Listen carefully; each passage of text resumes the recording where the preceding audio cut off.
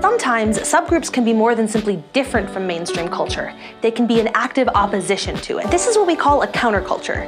Countercultures push back on mainstream culture in an attempt to change how a society functions. Let's go to the thought bubble to take a trip back to one of the biggest countercultural periods of the 20th century.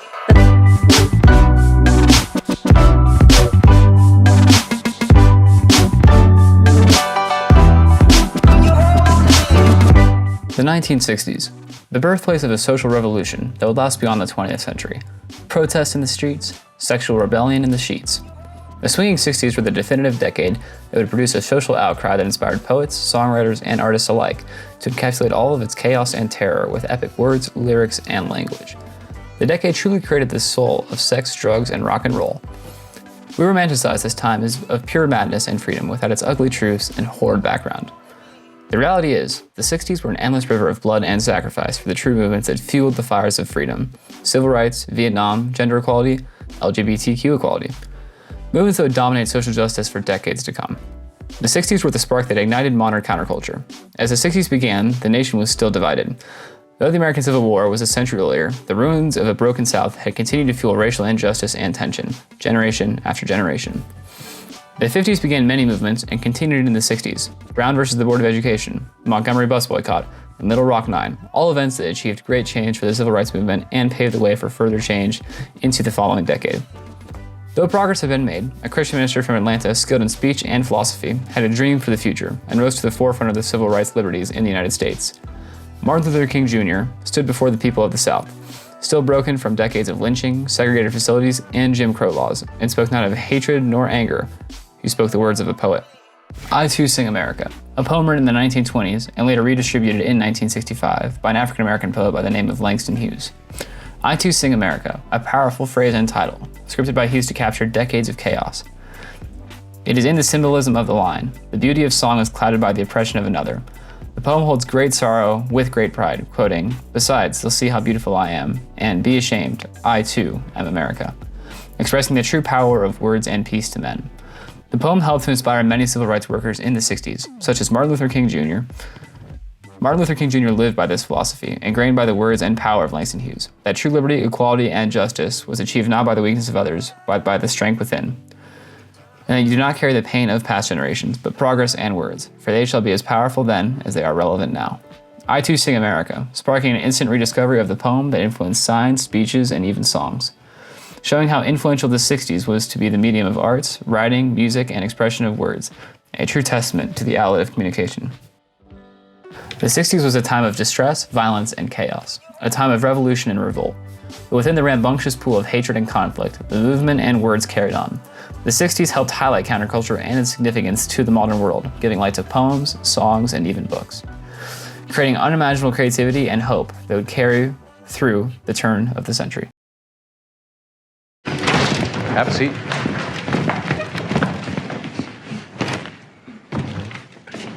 I am the darker brother. They send me to eat in the kitchen when company comes, but I laugh. And I eat well, and I grow strong. Tomorrow I'll sit at the table when company comes.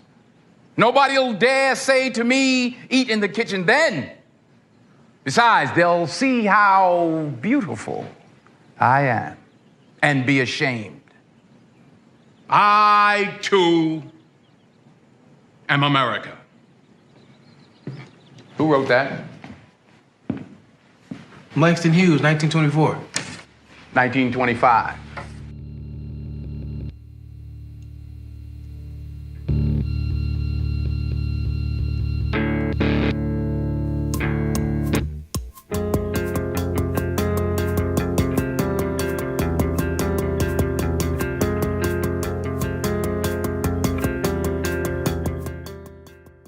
The counterculture of the 1970s was largely a continuation of the movements that began in the 1960s. The civil rights movement had been mostly satisfied with the passage of the Civil Rights Act in 1964, while the anti-Vietnam movement was appeased with the abolition of the draft and the end of the Vietnam War in the mid-1970s. Many activists were focused on issues of women's rights, gay pride, and the Cold War. Identifying as secluded religious communities, cults established their own identities and opposed the mainstream values of America and its religions. Arguably the most infamous of these cults, the People's Temple, was led by Jim Jones. Jones's opinion on American policy resonated with the beliefs of many counterculture activists at the time, but with his own self-obsessed spin. Following the Jonestown Massacre, an interview conducted by the French news organization Nouvelle Observateur with Jim Jones was released, displaying his beliefs on the current state of America. In the interview, Jones expressed his disgust towards American policies of anti-communism, fascism, and racism. Throughout the article, Jones rants, touting himself as the savior of America, the only one able to make it right. While many of his beliefs draw parallels with the many movements of the time, his methods of achieving them greatly differed. Like many other activists, he cites various notable civil rights leaders as his influences, such as Martin Luther King Jr. and Cesar Chavez. He establishes a commonality with activists, but also cites his interactions with members of the NAACP and other groups as reasons why he himself is important enough to lead the charge, his duty to America.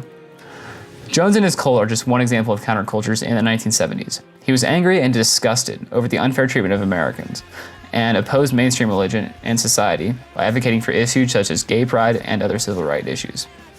He expressed sentiments common to many participating in counterculture at the time. Jones was inspired by civil rights and communist leaders before him, and influenced similar cults in both the 70s and 80s.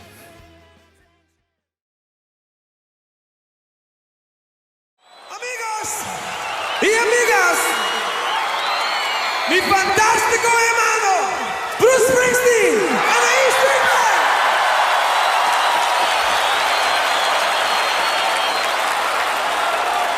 One, two, 3,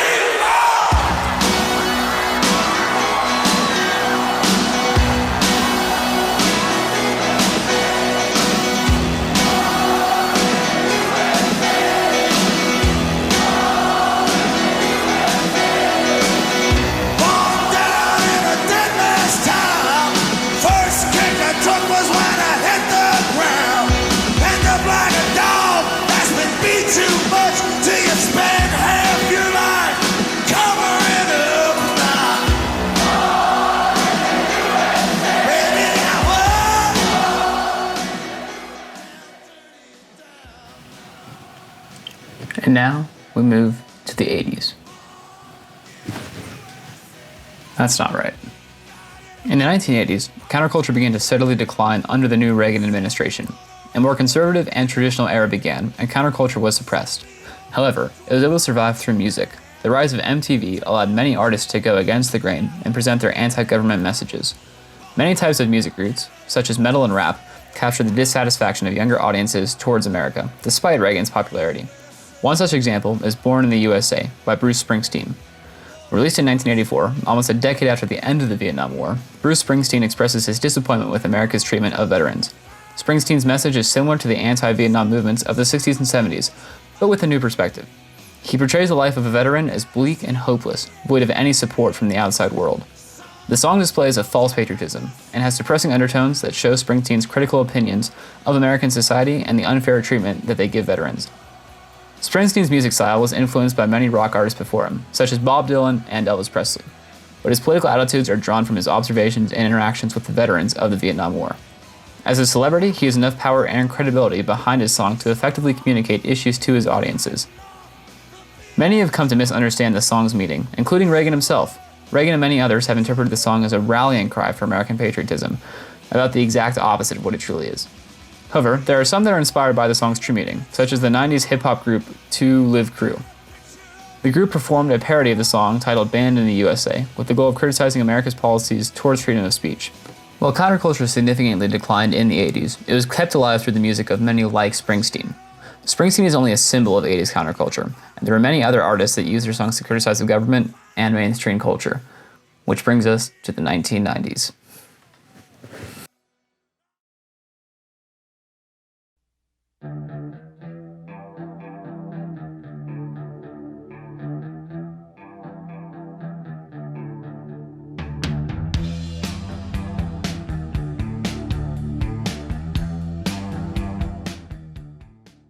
It's Morning in America, the 1980 presidential slogan of candidate and future President Ronald Reagan. Reagan promised action to return to the American dream, a promise to return to a time of moral standing and foreign integrity, and with that promise followed a decade of loose economics and hard foreign policy. Though influential and unique for its progress, the 1980s was filled with undoubtable setbacks for the leftist counterculture. In the early 80s, young men by the hundreds would be diagnosed with HIV/AIDS. As time progressed, thousands and then millions would perish to the disease, later to be named as the AIDS epidemic. Most recipients and victims were sexually active with members of the same sex, making it an illness primarily found in homosexual men, leaving the media to speculate, leading it to the setback of LGBTQ rights within the United States by the decades. Mourning in America, a time when people were viewed as a disease. The 90s brought forth the creativity of lyrical rap and authentic hip-hop, with dark undertones of grunge and garage rock. Though the 80s set back many movements within the Reaganomic machine, it birthed a nation ready to unmask the social and cultural norm. The 80s and 90s were defined by many things, one of which being sitcoms and television shows of their time periods, Friends, Cheers, Seinfeld. All of which represented the everyday aspects of the world they lived in. Whether it was their couch cafe or their local bar, it reflected the way people communicated and acted, and with it, the characters you might meet. Almost 20 years after the AIDS epidemic, began a young female comedian by the name of Ellen DeGeneres, who boldly stood out. Ellen was an accomplished stand-up comedian, writer, and star of her own sitcom, Ellen. Late in the sitcom's 4th season, Ellen came out as homosexual both in her own sitcom and in real life. Prior to the episode, Ellen was interviewed by ABC's popular program, 2020, a story on her journey to this pivotal moment in her life and time. The interview consisted of a formal inquiry on what this meant to her and her career. For almost half a century, homosexuality was either seen as a walking disease, disgraced by society, by media, and religion, or as flamboyant, sex-crazed stereotype portrayed by pop culture. The significance of this interview is the language Ellen communicated and presented. For half a century, homosexuality lacked a key factor in the counterculture movement, that being a voice. Ellen used honest words to express the experiences that had caused her and others pain and suffering. Her genuineness caused a shift in journalist tone, from fear and silence towards an open gate of free speech. Ellen coming out is one of the many examples of the 1990s, redefining societal norms through the mediums of press and pop culture, further developing what counterculture was, not just hippies picketing outside the White House, nor marches of thousands to a greater cause. It was celebrities and people of influence writing a new chapter in change and acceptance, change sparked by the words spoken out. Next, the 2000s.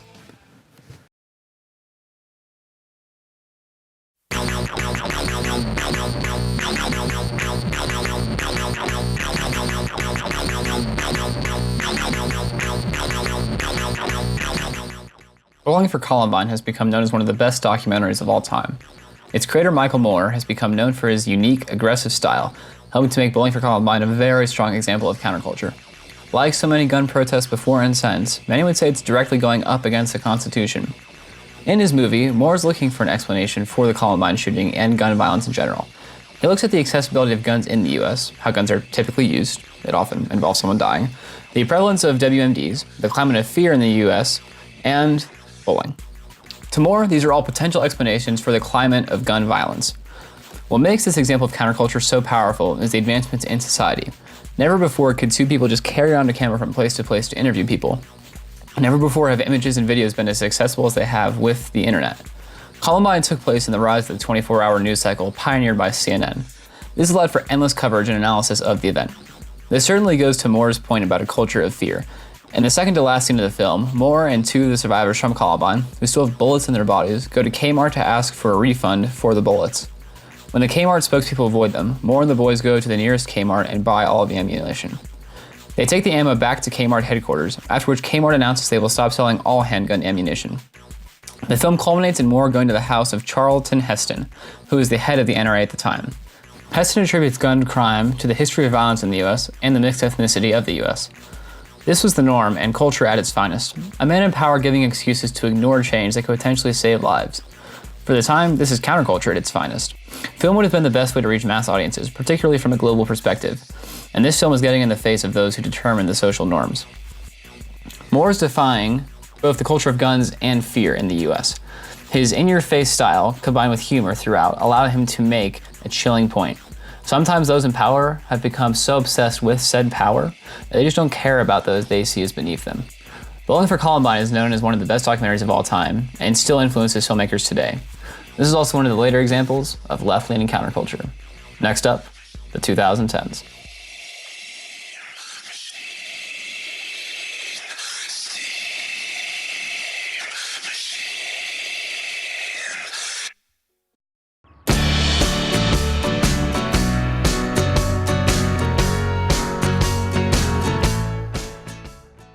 Facebook, Snapchat, Instagram, Twitter, Reddit.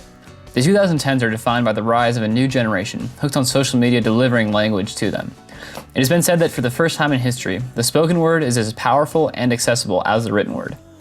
A Glitch in the Matrix is a YouTube documentary made by former Channel 4 producer David Fuller. This documentary is more of an analysis of counterculture itself rather than just straight counterculture. Much of Fuller's analysis is focused on the role of the mainstream media in our culture. An important note that Fuller makes is that only history will be able to truly tell us that the left has won the culture war. One of the signs that we see now, though, is that in the same way that some moderate leftists were once viewed as radicals, moderate right-leaning people may be viewed as radicals in today's age. Fuller makes this point with Jordan Peterson, who's been described as a radical conservative despite his many moderate and even left-leaning views. Fuller's critique of the mainstream media is in itself counterculture. While the news might have once been part of the counterculture, it has become so firmly established, entrenched even, in the establishment and people's everyday lives that it needs a dose of something new as well.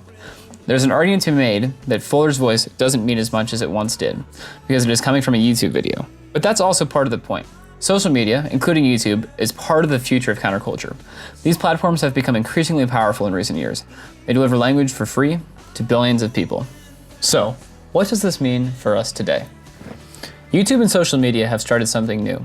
For the first time in human history, everybody has a voice that can reach everybody. How else would I be talking to you right now?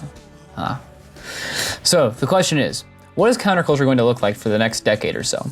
The very first piece we looked at was poetry, and while the stylistic text form still exists and is still very powerful, there's certainly been an evolution over time. Text to music to television to movies to the internet.